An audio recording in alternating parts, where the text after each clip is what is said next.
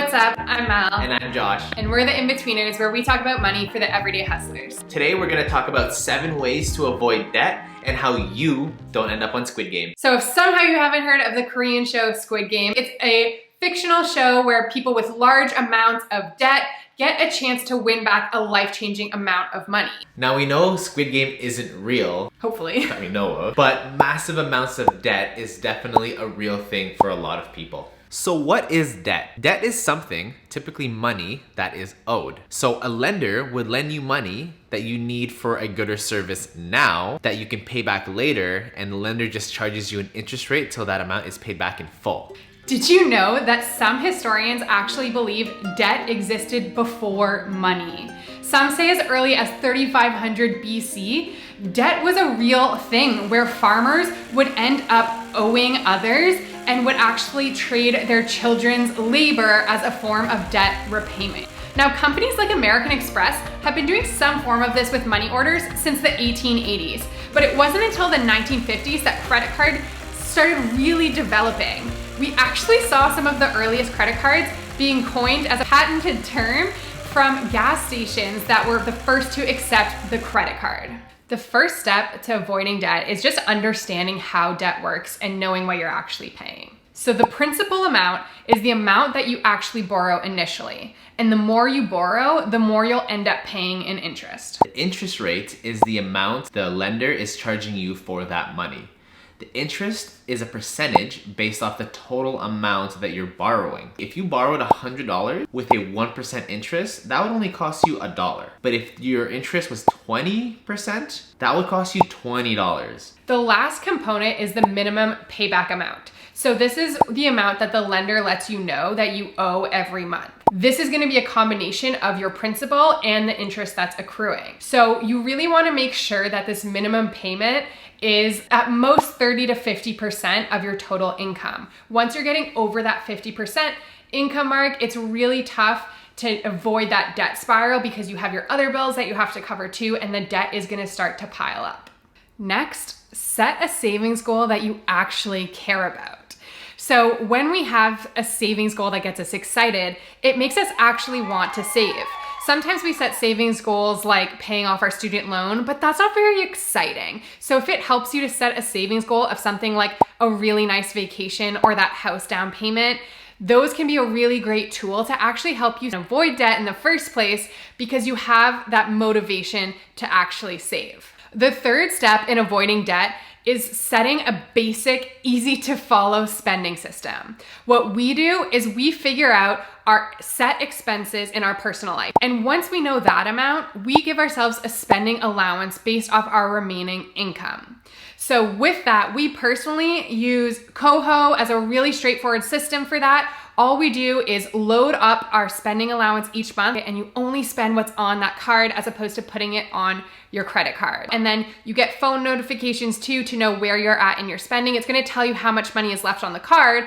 And then for us, we don't have to think twice about budgeting through the month. We can open the app, see how much money we have left for the month, and it's really, really easy to follow. Also, if you do want to give Coho a try, using the code Mallory Rowan will get you some extra cash back on your purchases, and it's totally free to sign up. It's free to get a card sent to you, and honestly, it's really, really helpful. Next up, we have find an alternative money source. So if you're capped for your spending for that month and you have a big expense, is there another way you can pay for that? You can start a side hustle. You can sell some of your old things in your home. Try and think of a different way to make money before getting that credit. The fifth tip is to limit borrowing from your future self, aka don't carry a balance. I know sometimes you need money now and you borrow it from your future self because you know you're gonna get paid that amount. A good rule of thumb is you want current you to hook up your future you and do you a solid, not the other way around.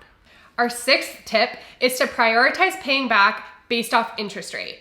So things happen. Obviously, we have some hard times. We can't always stay out of debt. So when you do find yourself in a situation where you're owing money, always look at the interest rate and prioritize paying the highest interest rate first. So let's just say you have $4,000 in credit card loans at 20%, $10,000 in student loans at 3%, and $5,000 on your car payments at 5%. You should always focus on the highest interest first, which is the credit card loans. Even though it has the lowest principal balance, that 20% can escalate really quick. Have open and honest communication around money, whether it's with your partner, your parents, or even just your friends and peers. We actually see this a lot in Squid Game, where there's a lot of dishonesty between the players and their loved ones. Having these open conversations from the start really help you get on the same page, just feel less weird about money, and be able to support each other when maybe things are uneven from time to time. The last tip is to learn and consume. Listen to podcasts, read books. Don't be afraid of money. The more you can understand it, the more you're able to possibly use it to your advantage. Now, the basic concept of debt sounds amazing. Wow, I can get money now and only have to pay a small fee for it? Well, it can be, but this is where you hear the terms good debt and bad debt. Good debt refers to borrowing money to buy something that's going to go up in value. The most common example would be getting a mortgage to buy a house. Some people also consider student debt as a form of good debt because you're arguably going to get a stronger return on your investment by earning more income with that degree that you received than the total cost of the loan. Good debt usually has lower interest rates, and for something like student loans, the interest paid is a taxable credit. We currently have over $1 million in debt, but it also means that we have 1.5 million in assets. Now let's talk about the debt that people normally talk about in movies. Bad debt. Bad debt is when you purchase something that depreciates in value after purchasing it. Bad debt typically has higher interest rates and is often more predatory in nature. Some examples of bad debt would be credit cards where you don't pay off the balance, most car loans, or payday loans. Debt can be a really helpful tool, but it also escalates quickly. In the US alone, this year, they hit a quarterly record of over $4.3 trillion of consumer debt. Most of the contestants on Squid Game went into what we'd call a debt spiral. So how does this happen? The first is money avoidance. So we've all had those periods where we kind of avoid checking our bank account, but this is really dangerous territory. It also makes us fall into this pattern of once we already have accumulated some debt, what's another $1,000? The second thing is when you use debt to pay off your debt. Sometimes you can get friends or family to help you out in certain situations, but you need to avoid accruing more interest from other entities. So an example would be paying off your 2% student loans with a 4% line of credit.